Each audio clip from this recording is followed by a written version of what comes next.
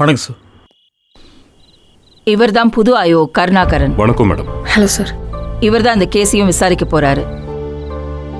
இந்தாங்க madam, FIR copy.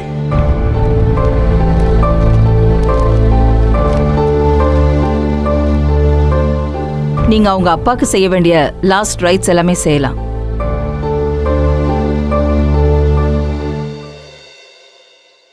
Formalities எல்லாம் முடிஞ்சுதா?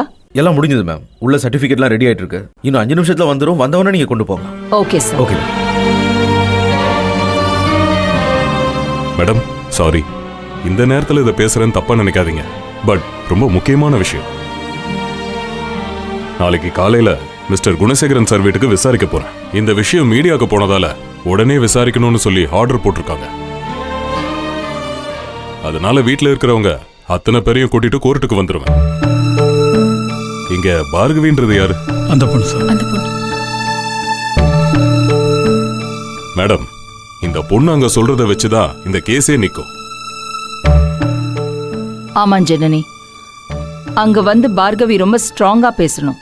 இப்ப இருக்கிற கண்டிஷன்ல அவங்க பேசுவாங்களா இல்லையானே தெரியல. பட் இத காரணமா காட்டி இந்த பொண்ணு கொஞ்சம் லேசா பேக் அடிச்சா கூட நாம இவ்வளவு தூரம் முயற்சி பண்ணது ரொம்ப வேஸ்டாவே போயிடும்.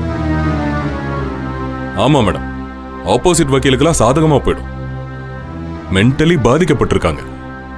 அதனால இதை எடுத்துக்க கூடாதுன்ற மாதிரி ஆர்கியூ பண்ணி இதை ஒண்ணுமில்லாம பண்ணிடுவாங்க. நாம எதிர்பார்க்கறத விட இந்த கேஸ் ரொம்ப பெருசாவே மாறி இருக்கு. சோ இந்த பொண்ணோட ஸ்டேட்மெண்ட் ரொம்ப ரொம்ப முக்கியம் இப்போ. சரி மேம், நாங்க கூட்டிட்டு போய் அவளுக்கு எடுத்து சொல்றோம்.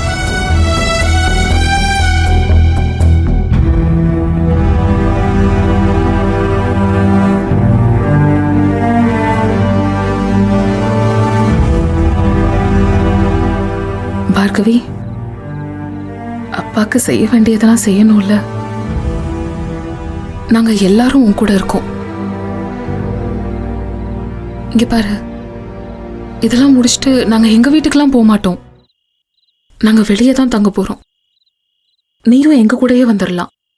நான் வரல, நான் வரமாட்டேன், நான் வரமாட்டேன்.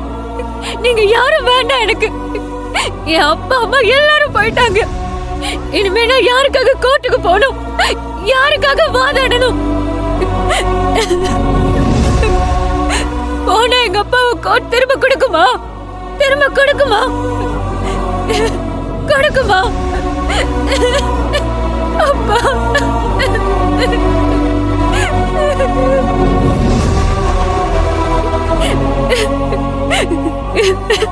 பார்கவி, உங்க அப்பா அந்த உலகத்தை விட்டு போயிட்டார். அவர் யாராலையும் திருப்பி உனக்கு கொடுக்க முடியாது. ஆனால் அவரோட ஆசை நீ நிம்மதியாக இருக்கணும், நிறைவான ஒரு வாழ்க்கை வாழணும். இதான அவருடைய ஆசை. நீ கோர்ட்டுக்கு வந்து உன் பக்கத்து நியாயங்களை சொன்னால் மட்டும்தான் நீ தொந்தரவு இல்லாத நிம்மதியான ஒரு சந்தோஷமான வாழ்க்கையை வாழ முடியும். இல்லைன்னா இவங்க உன்னை துரத்திக்கிட்டே இருப்பாங்க. புரிஞ்சுக்கோ. மாட்டேன், மாட்டேன், மாட்டேன். யார் என்ன சொன்னாலும் எங்கேயும் வர மாட்டேன்.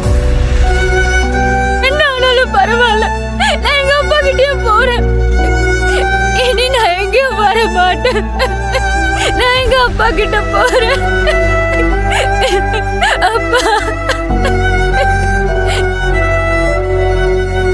நான் எங்கேயும் வர மாட்டேன். நான் எங்கேயும் வர மாட்டேன். வாங்க, வேண்டாம்.